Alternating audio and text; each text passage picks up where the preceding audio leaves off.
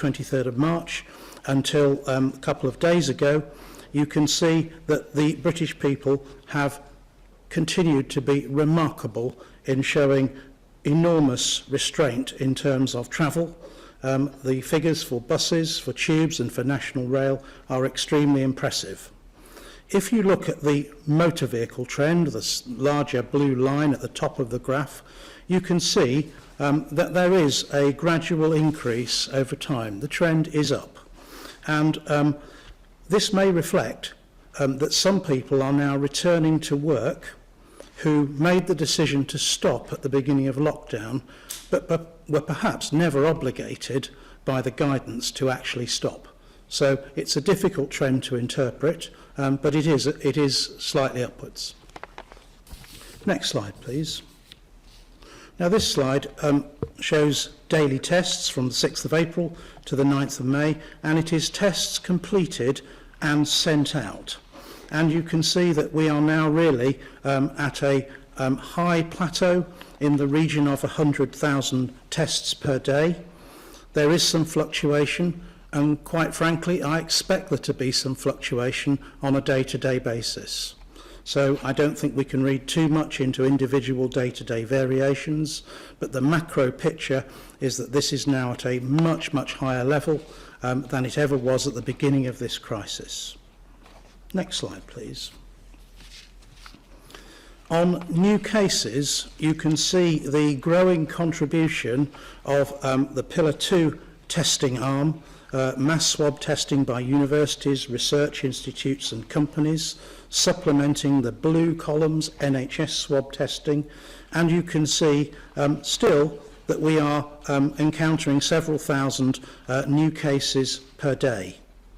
Now, these data are difficult to interpret because, of course, if you compare our testing capacity at the beginning of this pandemic to where we are now, we have so much more capacity now, and that will be reflected in our ability to detect more cases.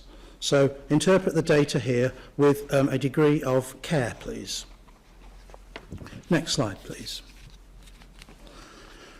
This slide is familiar to you again. You've seen it many times before. It is the number of people in hospital with coronavirus in the UK. And you can see now that broadly, nationwide, there is a solid decline right across the different regions. I am confident that R is less than 1 overall. That still means that we have to be very cautious and careful and measured about what happens next.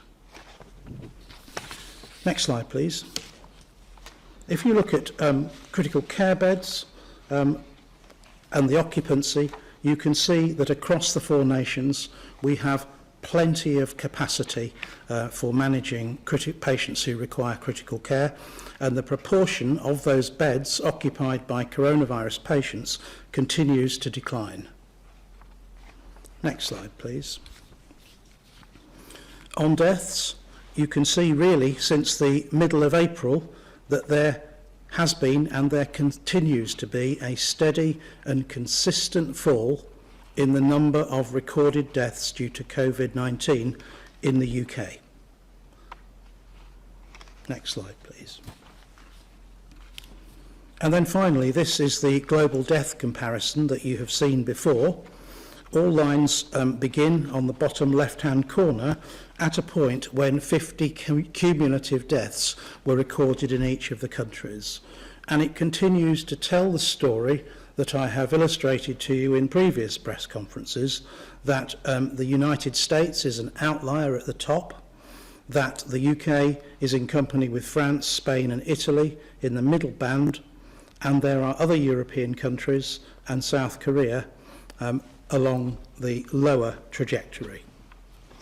These data are always difficult to interpret. Every time I want to say it, that we will not get the most granular picture until we start to get excess mortality data across all of these countries, and that will help us make a far more accurate comparison. Thank you, Secretary. Jonathan, thank you very much. And I want to go to the first question from a member of the public, Stephen from